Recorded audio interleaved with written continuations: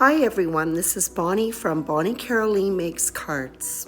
This is a how-to tutorial for the Spider Mum from the Victorian collection. This bloom has been included in a present topper. If you are interested in this project, visit Bloom into Spring with the Victorian collection on Spellbinder's blog. The number of die cuts required is etched directly on each die.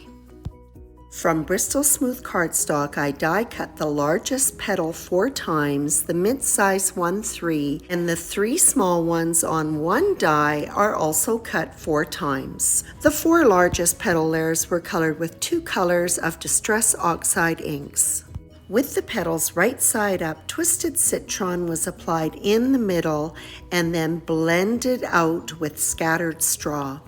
The back of the die cuts were colored with scattered straw. The 2 smallest petal layers were colored with just the twisted citron on the front and the back. A deep green rustic wilderness was used on the leaves. This flower will be shaped using tools from Susan's Garden Ultimate Toolkit. On the back of each of the petal layers, I'm using the smallest loop tool, starting in the center and pulling it outward almost to the petal's tip. The die cut is flipped over to the right side, and then the medium ball tool is used to depress the center. The 3 largest sizes of petal layers are shaped in exactly the same way, causing these petals to curve downwards when they're put together. The 3 smallest layers of petals are shaped differently.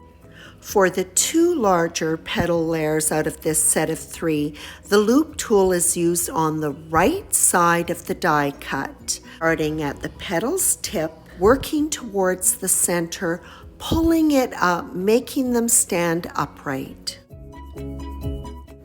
They are finished with the medium-sized ball tool depressed in the center. For the tiny die cuts that will finish off the center of the flower, they're just simply depressed with the ball tool. I like to put my flowers together directly on the molding mat, which means, of course, that I sometimes do get glue on it, so I check periodically to wipe it off.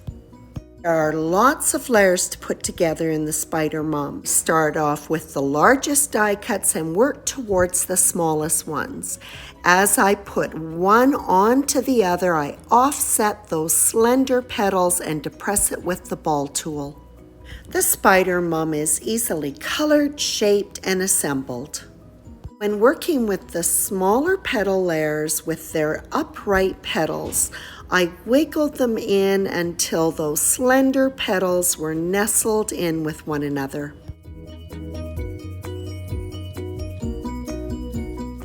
For adding in the flower center layers, I first depress them one more time, but this time with the smallest ball tool, and then use my tweezers to get them into position.